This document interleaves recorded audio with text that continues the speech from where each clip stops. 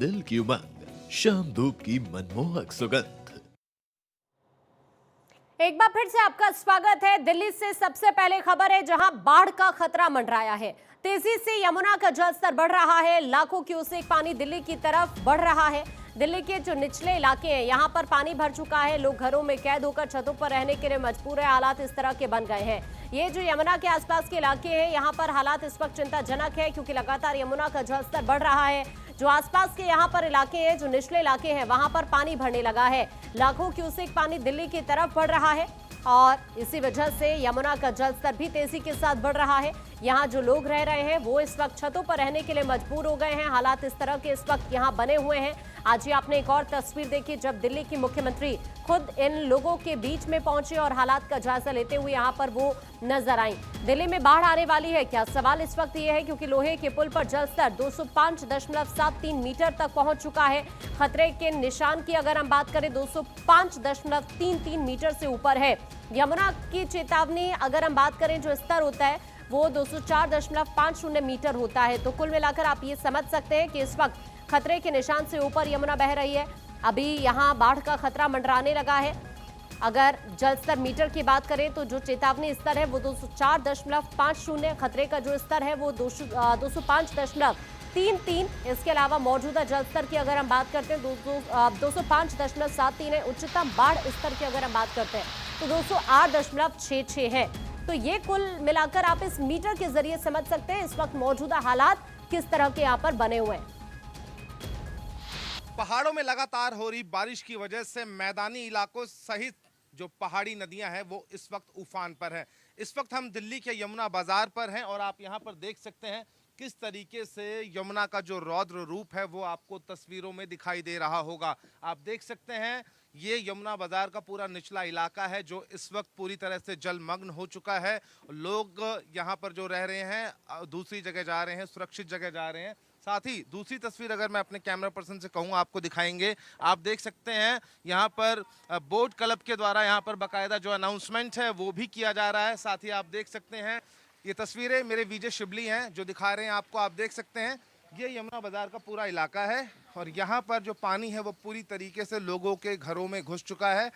आप यहाँ पर देखेंगे लोगों का जो सामान है वो घर से निकाल कर बाहर ले आए हैं, क्योंकि यहाँ पर एहतियातन सुरक्षा के लिहाज से जो बिजली है उसको भी कट कर दिया गया है। ऐसे में सैकड़ों परिवार हैं जो अब अपने घर की छतों पर रहने को मजबूर हैं, क्योंकि पहाड़ों में लगातार बारिश हो रही है और बारिश की वजह से मैदानी इलाकों में जो नदियां हैं वो पूरी तरह से उफान पर हैं।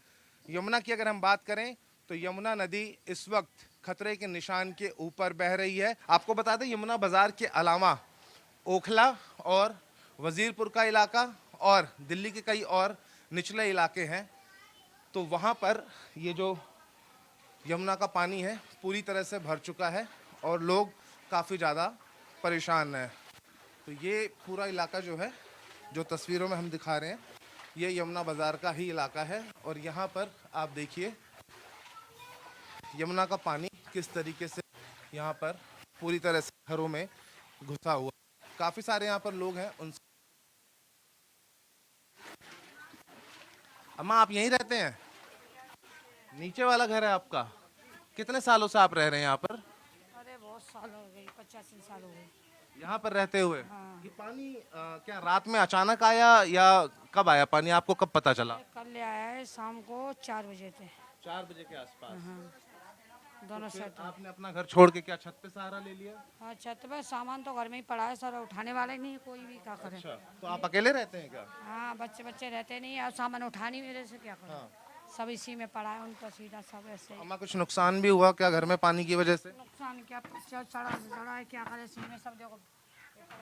शिबली एक बार मैं आपसे कहूँ ज़रा अंदर की जो तस्वीरें हैं वो आप दिखा दें। आप देखिए ये माता जी का घर है जो पूरी तरह से इस वक्त जलमग्न हो चुका है।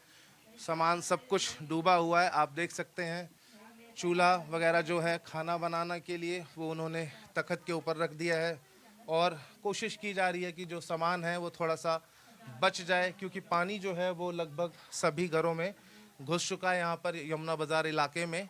तो ऐसे में जो लोग हैं वो काफ़ी ज़्यादा परेशान हो रहे हैं। ये किरण जी का घर था जो पूरी तरह से इस वक्त पानी में डूबा हुआ है। किरण जी का ये कहना है कि पानी इतनी तेज आया कि इनको कुछ समझ भी नहीं आया, ना ये अपना सामान निकाल पाई। इनका जब जो भी घर में सामान था वो पूरी तरह से जलमग्न हो चुका है। हालांकि कुछ घर यहाँ पर हैं जो थोड़ी सी ऊंचाई पे हैं, हालांकि उनका सामान खराब नहीं हुआ है, बच गए। लेकिन अधिकतर जो घर हैं वो इस वक्त यहाँ पर पूरी तरह से डूबा हुआ है। तो हम लोग तब से यहीं रह रहे हैं और हर साल बाढ़ का सामना हम लोगों को करना ही पड़ता है। लेकिन ये गवर्नमेंट को इस चीज़ के लिए भी देखना चाहिए, कुछ करना चाहिए कि हाँ अब आप खुद बताइए कैसे छोड़ के जाएं घर को, जब यहाँ पुश्तैनी हम लोग रह रहे हैं तो हम लोगों को रहने के लिए तो यहाँ रहना ही पड़ेगा ना।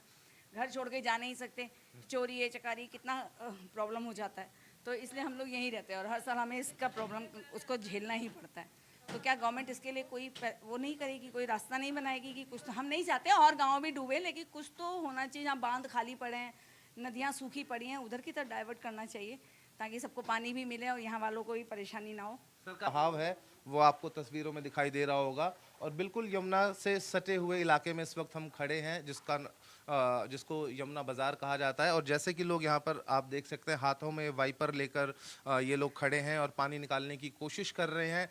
खाने पीने से लेकर बिजली तक की जो परेशानी है इन लोगों को झेलनी पड़ रही है। लोगों का साफ तौर से ये कहना है कि सरकार को थोड़ा बहुत इनकी तरफ भी ध्यान देना चाहिए। एक परिवार के साथ हैं जो कि यहाँ पर कई दशकों से रह रहे हैं। आप देख सकते हैं परिवार का जो पूरा सामान है वो इस वक्त घर की छत पर है।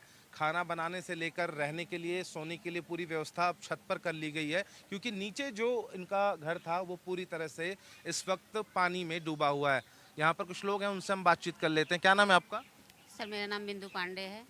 बिंदु जी, पानी कब आया और क्या हर साल की ये समस्या है? पूरा जो इलाका है वो तो इस वक्त पानी में डूबा हुआ है, तो परेशानियाँ कितनी हैं? जी सर परेशानी बहुत है। मेन चीज़ तो लाइट नहीं है। लाइट की वजह से बच्चे परेशान हैं, बिलबिला रहे हैं और पानी भरा हुआ है, लैट्रिन बाहर जाना पड़ता है, सारी समस्याएं ही हैं। पानी कल शाम को 5 बजे कमरे में घुस गया, तब से हम लोग छत पे ही पड़े हैं।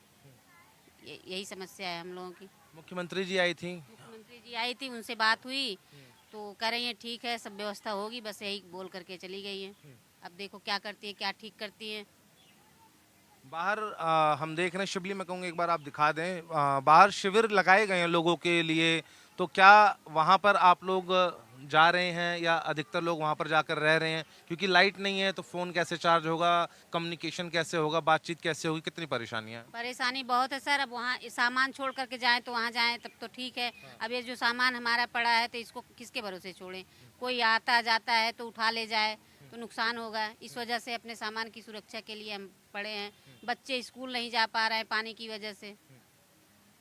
माता जी, आप कितने सालों से यहाँ? आप बता रही थी कि कई दशक हो गए आपको। 30 साल से हम रह रहे हैं। तो हर साल की यही समस्या है? हाँ हाँ, कोई ऐसा साल एकाक हो गया न बाढ़ आई हो और हर साल आती है। यहाँ पर जो बिजली है उसको भी कट कर दिया गया है क्योंकि पूरे इलाके में पानी है, तो ऐसे में किसी को करंट ना लगे इस वजह से यहाँ पर जो बिजली कटौती है वो भी कर दी गई है। लेकिन परेशानियाँ इन लोगों की जस की तस बनी हुई है।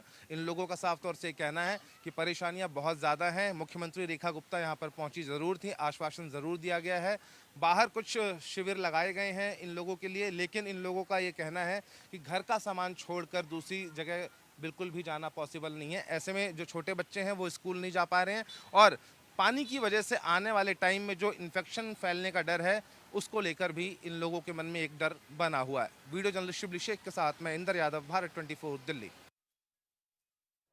लखनऊ से अब खबर है यहाँ